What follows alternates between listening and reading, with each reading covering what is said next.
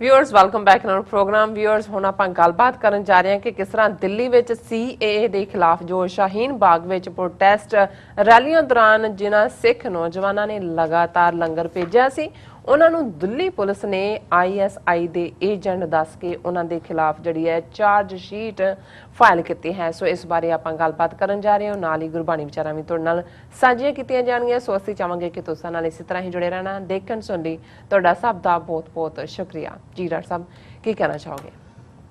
देखो, वैसे तो ये इन्हां दा रूटीन रवैया ही रहा भी इन्हां ने जो भी भारत दे विच इन्हां नूं लगदा है कि भी इन्हां दी मर्जी दे खिलाफ होया है वो ISI दे खाते च पाना और पाकिस्तान ने करवा दिता है। लेकिन असी देखते हैं भी दुनिया ने देखा है कि किवें CAA सिटीजनशिप अमेंडमेंट एक्ट के खिलाफ शाहीन बाग दिल्ली तो लैके लखनऊ दे जौहर बाग और भारत भर दे विच पीसफुल प्रोटेस्ट होए, पर शाहीन बाग एक चेहरा बन गया उन्होंने प्रोटेस्ट का। और असी 82 साला माता की गल की सी जिस नूं ईवन टाइम मैगजीन ने भी थां दिती है 100 most influential persons in the world, कि उस बीबी ने कहा कि भाई जदों तक मेरियां रगां दे विच खून है मैं अदल दे लई जस्टिस दे लई खलोवांगी और कोई धक्का बर्दाश्त नहीं करांगे। और ज़ाहिर है कि जिथे ये CAA प्रोटेस्ट उस हील दे उत्ते ही आए जिवें 5 अगस्त 2019 नूं इन्हां ने कश्मीर दे विच जिहड़ा वो आईनी गुंडागर्दी करके उहदा स्टेटस तोड़िया और भारत भर च कश्मीरी बच्चे बच्चियां दे नाल स्कूलां कॉलेजां यूनिवर्सिटियां खास तौर ते और ईवन कारोबारी उन्होंने दी हरासमेंट मार कुटाई शुरू हुई और सिख नितरे उन्होंने भारत भर चों जिहड़ा जाके डिफेंड किया और यकीनी बनाया कि कश्मीरी बच्चे बच्चियां नूं जिहड़ा घरी उन्हां दे सेफ्टी दे नाल पहुंचाया। इस तरह जदों ये CAA प्रोटेस्ट शुरू हुए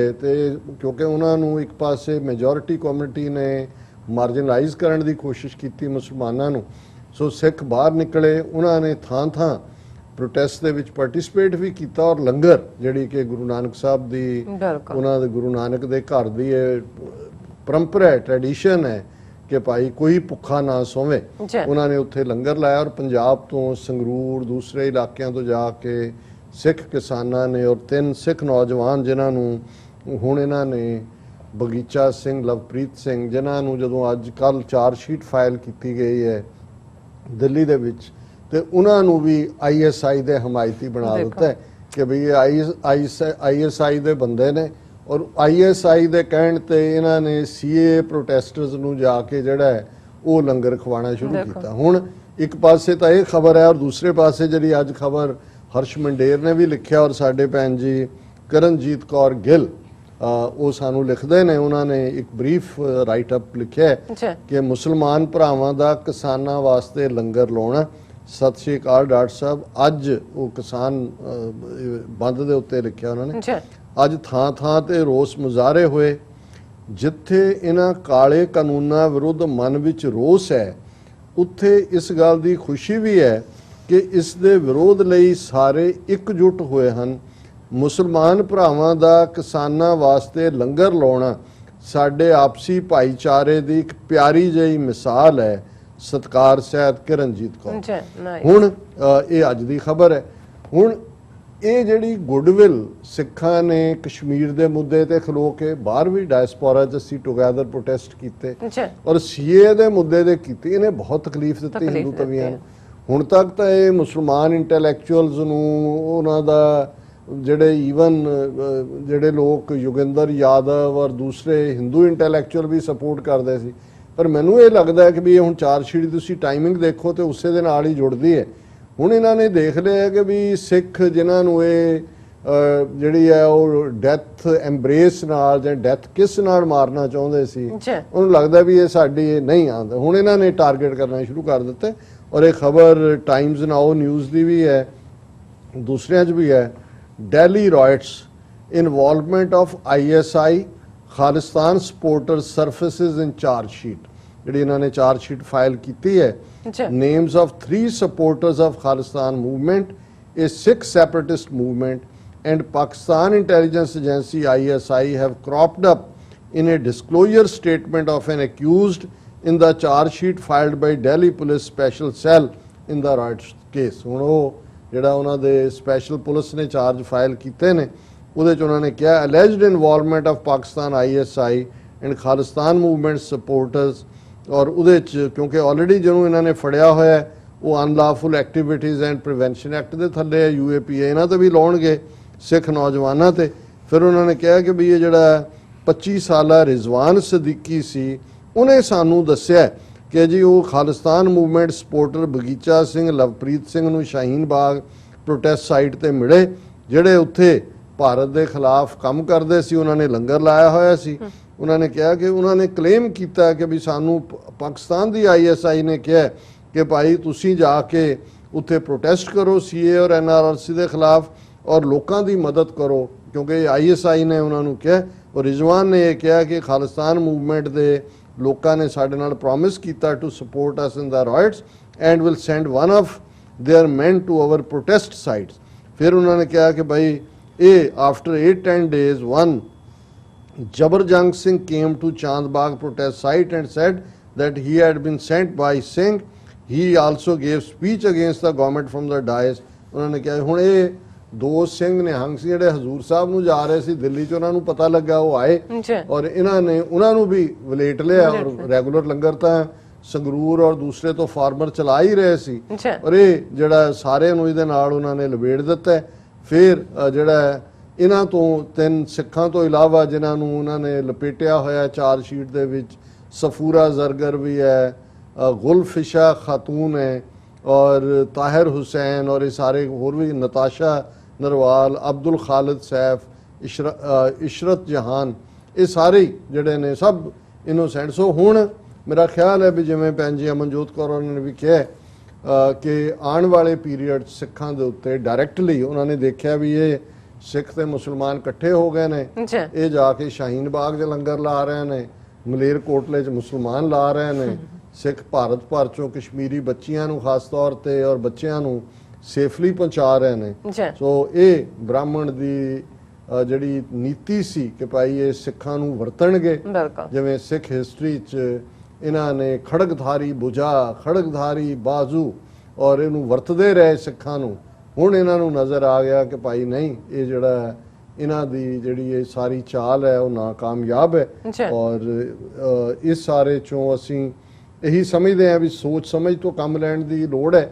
ਪਰ ਇਹ ਲੜਾਈ ਲੰਬੀ ਹੋਏਗੀ, ਪਰ ਟੁਗੈਦਰਨੈਸ ਦੇ ਨਾਲ ਅਸੀਂ ਜਿਹੜਾ ਹੈ ਉਹ ਇਹਨਾਂ ਨੂੰ ਢਾਵਾਂਗੇ ਅਲਟੀਮੇਟਲੀ। ਔਰ ਮੈਂ ਹਮੇਸ਼ਾ ਜੇ ਇਵੇਂ ਨਾ ਹੋਇਆ ਤੇ ਫਿਰ ਉਹ ਬੈਂਜਾਮਿਨ ਫਰੈਂਕਲਿਨ ਦੀ ਜਿਹੜੀ ਸਟੇਟਮੈਂਟ ਹੈ ਕਿ we all must hang together otherwise we will be hanged separately, ਹੁਣ ਇਹ ਵੇਲਾ ਹੈ। ਔਰ ਮੈਂ ਸਮਝਦਾ ਕਿ ਇਹ ਅਲਟੀਮੇਟਲੀ ਸਾਡੀ ਫਰੀडम ਵੀ ਇਹਦੇ ਚੋਂ ਹੀ ਨਿਕਲੇਗੀ।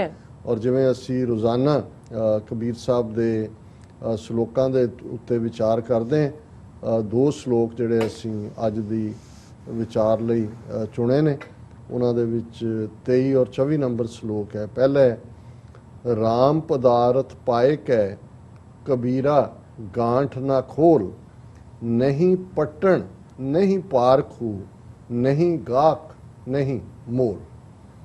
ਹੁਣ ਜ਼ਾਹਰ ਹੈ ਕਿ ਜਦੋਂ ਤੁਸੀਂ ਸਬਜ਼ੀ ਵਾਲੇ ਕੋਲ ਜਾਓਗੇ ਤੇ ਤੁਸੀਂ ਸਬਜ਼ੀ ਦਾ ਭਾਅ ਪੁੱਛੋਗੇ, ਸਬਜ਼ੀ ਖਰੀਦੋਗੇ। ਸੁਨਿਆਰ ਦੇ ਕੋਲ ਉਹੀ ਜਾਏਗਾ ਜਿਹੜਾ ਸੋਨੇ ਨੂੰ ਖਰੀਦਣਾ ਚਾਹੁੰਦਾ ਤੇ ਵੇਚੇਗਾ ਵੀ ਉਹ ਤੇ ਉਹਨੂੰ ਪਰਖੇਗਾ ਵੀ ਉਹ ਜਿਹੜਾ ਉਹਦਾ ਪਾਰਖੂ ਹੈ। ਹੁਣ ਇਸੇ ਤਰ੍ਹਾਂ ਜਿਹੜੇ ਰੱਬ ਦੇ ਨਾਲ ਜੁੜੇ ਹੋਏ ਜਾਂ ਰੱਬ ਦੇ ਨਾਂ ਦੀ ਦੌਲਤ ਨਾਲ, ਰੱਬ ਦੀ ਇਬਾਦਤ, ਰੱਬ ਦੀ ਕੁਰਬਤ ਦੇ ਨਾਲ ਮਾਲਾਮਾਲ ਹੁੰਦੇ ਨੇ, ਉਹਨਾਂ ਦੀ ਕੀਮਤ ਦੁਨਿਆਵੀ ਲੋਕ ਤਾਂ ਨਹੀਂ ਜਾਣ ਸਕਦੇ। ਉਹ ਗੋਭੀ, ਸੋਨਾ, ਕੋਈ ਹੋਰ ਚੀਜ਼ਾਂ ਦੇ ਭਾਅ ਜਾਣਦੇ ਨੇ, ਉਹਨਾਂ ਨੂੰ ਉਹ ਖਰੀਦ ਸਕਦੇ ਨੇ, ਲੇਕਿਨ ਇਸ ਰੱਬ ਦੇ ਪਿਆਰੇ ਦੀ ਜਿਹਦੇ ਕੋਲ ਜਿਹੜੀ ਸੌਗਾਤ ਹੈ ਉਸ ਦੀ ਕੀਮਤ ਉਹ ਨਹੀਂ ਜਾਣ ਸਕਦੇ। ਔਰ ਇਹ ਵੀ ਕਬੀਰ ਸਾਹਿਬ ਨੇ ਹਦਾਇਤ ਹੀ ਕੀਤੀ ਹੈ ਰੱਬ ਦੇ ਪਿਆਰਿਆਂ ਨੂੰ, ਕਬੀਰ ਰਾਮ ਪਦਾਰਥ ਪਾਏ ਕੈ ਕਬੀਰਾ ਗਾਂਠ ਨਾ ਖੋਲ, ਕਿ ਜੇ ਤੇਰੇ ਤੇ ਰਹਿਮਤ ਹੈ, ਇਹ ਰਾਮ ਦਸ਼ਰਥ ਦਾ ਬੇਟਾ ਰਾਮ ਨਹੀਂ ਹੈ, ਰਮਿਆ ਹੋਇਆ ਓਮਨੀ ਪ੍ਰੈਜ਼ੈਂਟ ਜਿਹੜਾ ਹਰ ਥਾਂ ਮੌਜੂਦ ਹੈ। ਖਾਲਕ ਖਲਕ ਖਲਕ ਮੈਂ ਖਾਲਕ ਪੂਰ ਰਹੋ ਸਭ ਥਾਈਂ। ਕਬੀਰ ਸਾਹਿਬ ਫਰਮਾਉਂਦੇ ਨੇ ਕਿ ਜੇ ਤੇਰੇ 'ਚ ਉਸ ਰੱਬ ਨੇ ਆਪਣਾ ਪਿਆਰ ਭਰ ਦਿੱਤਾ ਹੈ, ਤੈਨੂੰ ਇਹ ਕੀਮਤੀ ਪਦਾਰਥ ਕੀਮਤੀ ਚੀਜ਼ ਆਪਣੀ ਯਾਦ ਦੀ ਦਿੱਤੀ ਹੈ, ਤੇ ਇਹਨੂੰ ਫਿਰ ਥਾਂ ਥਾਂ ਤੇ ਦਿਖਾਉਂਦਾ ਨਾ ਫਿਰ। ਉਹ ਇਹ ਨਾ ਆਸ ਕਰਕੇ ਦੁਨੀਆ ਤੇਰੇ ਕੋਲ ਜਿਹੜਾ ਇਹ ਕੀਮਤੀ ਲਾਲ ਹੈ ਜੂਲ ਹੈ ਇਸ ਦੀ ਕੋਈ ਕੀਮਤ ਸਮਝੇਗੀ, ਕਿਉਂਕਿ ਇਸ ਦੁਨੀਆ ਦੇ ਵਿੱਚ ਇਸ ਪਦਾਰਥ ਨੂੰ ਇਸ ਲਾਲ ਨੂੰ ਖਰੀਦਣ ਦੇ ਵਾਲੀ ਨਹੀਂ ਪਟਨ ਹੁੰਦਾ ਹੈ ਦੁਕਾਨ, ਕਿ ਕੋਈ ਦੁਕਾਨ ਨਹੀਂ ਹੈ, ਨਹੀਂ ਪਾਰਖੂ, ਕੋਈ ਪਰਖ ਕਰਨ ਵਾਲਾ ਵੀ ਨਹੀਂ ਹੈ, ਨਹੀਂ ਗਾਹਕ ਨਹੀਂ ਮੋਲ। ਜੇ ਗਾਹਕ ਹੀ ਨਹੀਂ ਹੈ ਇਹਦਾ ਮੁੱਲ ਤਾਂ ਉਹ ਜਾਣੇਗਾ ਜਿਹੜਾ ਪਾਰਖੂ ਹੋਏਗਾ, ਜਿਹੜਾ ਗਾਹਕ ਹੋਏਗਾ। ਔਰ ਦੂਸਰਾ ਇਸ ਸ਼ਲੋਕ ਇਸੇ ਨੂੰ ਹੀ ਐਮਫੈਸਾਈਜ਼ ਕਰਦਾ ਹੈ, ਇਸ ਥਾਟ ਨੂੰ, ਕਬੀਰ ਤਾਸਿਓ ਪ੍ਰੀਤ ਕਰ ਜਾਂ ਕੋ ਠਾਕੁਰ ਰਾਮ, ਪੰਡਤ ਰਾਜੇ ਭੂਪਤੀ ਆਵੇ ਕੌਨੇ ਖਾਮ। ਕਬੀਰ ਸਾਹਿਬ ਕਹਿੰਦੇ ਨੇ ਕਿ ਪ੍ਰੀਤ ਜੇ ਕਰਨੀ ਹੈ, ਪਿਆਰ ਪਾਣਾ ਹੈ, ਰਾਜਿਆਂ ਦੇ ਨਾਲ ਕਾਹਦੀ ਯਾਰੀ ਜਾਂ ਕਾਹਦਾ ਪਿਆਰ, ਉਹ ਤਾਂ ਆਣ ਜਾਣ ਵਾਲੇ ਨੇ। ਅੱਜ ਪਿਆਰ ਹੈ, ਕੱਲ ਨੂੰ ਗੁੱਸੇ 'ਚ ਸਿਰ ਕਲਮ ਕਰਨ ਦਾ ਆਰਡਰ ਕਰ ਦਿੰਦੇ ਨੇ। ਦੁਨੀਆਦਾਰੀ ਜਿਨ੍ਹਾਂ ਦੇ ਨਾਲ ਅਸੀਂ ਸਮਝਦੇ ਹਾਂ ਵੀ ਜਿਨ੍ਹਾਂ ਬਿਨਾਂ ਅਸੀਂ ਸਾਹ ਨਹੀਂ ਲੈ ਸਕਦੇ, ਉਹੀ ਤੁਹਾਡੇ ਜਾਨੀ ਦੁਸ਼ਮਣ ਬਣ ਜਾਂਦੇ ਨੇ।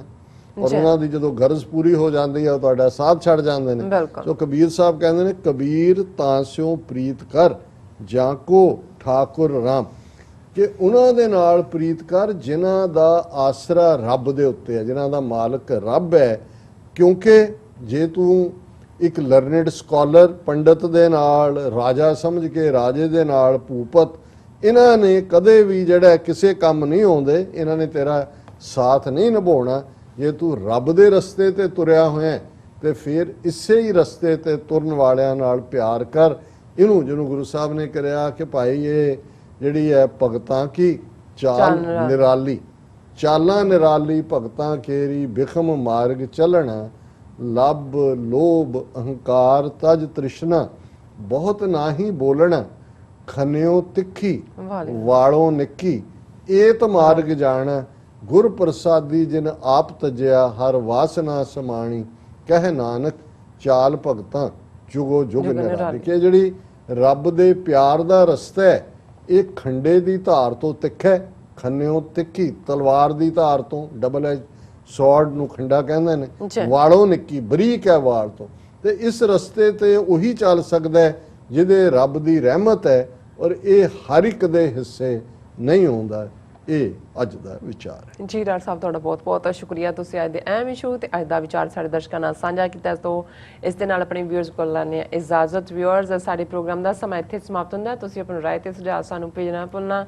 ਸਾਡੇ ਇਸ ਪਤੇ ਤੇ sos@tv84.tv ਤੇ ਅਸੀਂ ਆਪਣਾ ਪ੍ਰੋਗਰਾਮ ਲੈ ਕੇ ਫਿਰ ਦੁਬਾਰਾ ਹਾਜ਼ਰ ਹੋਵਾਂਗੇ। ਤਦ ਤੱਕ ਲਈ ਮੈਨੂੰ ਤੇ ਆਪਣਾ ਡਾਕਟਰ ਆਗਿਆ ਦਿਓ। ਦੇਖਦੇ ਰਹੋ TV84। ਬੁਲਾ ਦਿਓ ਫਤਿਹ।